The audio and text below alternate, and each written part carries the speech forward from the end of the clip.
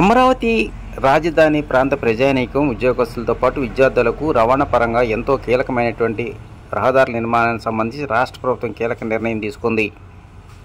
వాస్తవానికి ఇప్పుడు వరకు 29 గ్రామాలకు సంబంధించినటువంటి ప్రజానీకం కావచ్చు, ఉద్యోగస్తులు కావచ్చు, విద్యార్థులు కావచ్చు, ఎవరైనా సరే పడమర వైపు నుంచి తూర్పు బైపాస్ రోడ్ చేరాలంటే రవాణా పరంగా అనేక ఇబ్బందులు ఎదుర్కోవాల్సిన పరిస్థితి ఉంది.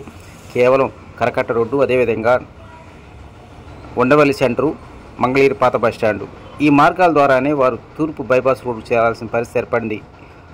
రానున్నటువంటి కాలాన్ని మరి ముఖ్యంగా అమరావతి రాజధాని నిర్మాణ పనులు ఊపందుకున్న నేపథ్యంలోనే పడమర వైపు నుంచి తూర్పు వైపు చేరడానికి ఎంతో కీలకమైనటువంటి E3, అదేవిధంగా E11, అదేవిధంగా E15 రోడ్లు తక్షణమే తూర్పు బైపాస్కు అనుసంధానం చేయాల్సిన అవసరం ఏర్పడిందని మంత్రి నారాయణ విలేకరుల సమావేశంలో తెలియజేశారు.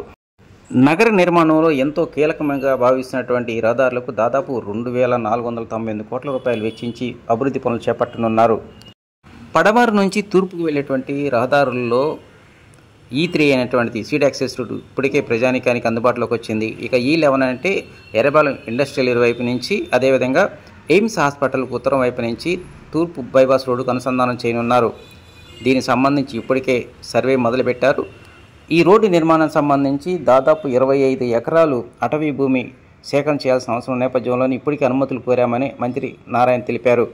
ఇక ఎంతో కీలకమైనటువంటి మంగళగిరి ప్రాంతంలో ఉన్నటువంటి E15 అనేటువంటిది నిడమరు రోడ్డు నుంచి, అంటే తాడికొండ డొంక రోడ్డు దగ్గర నుంచి వచ్చేటువంటి ఈ రోడ్డు అనేటువంటిది మంగళగిరి నగరం గుండా తూర్పు బైపాస్కు అనుసంధానం చేయనున్నారు.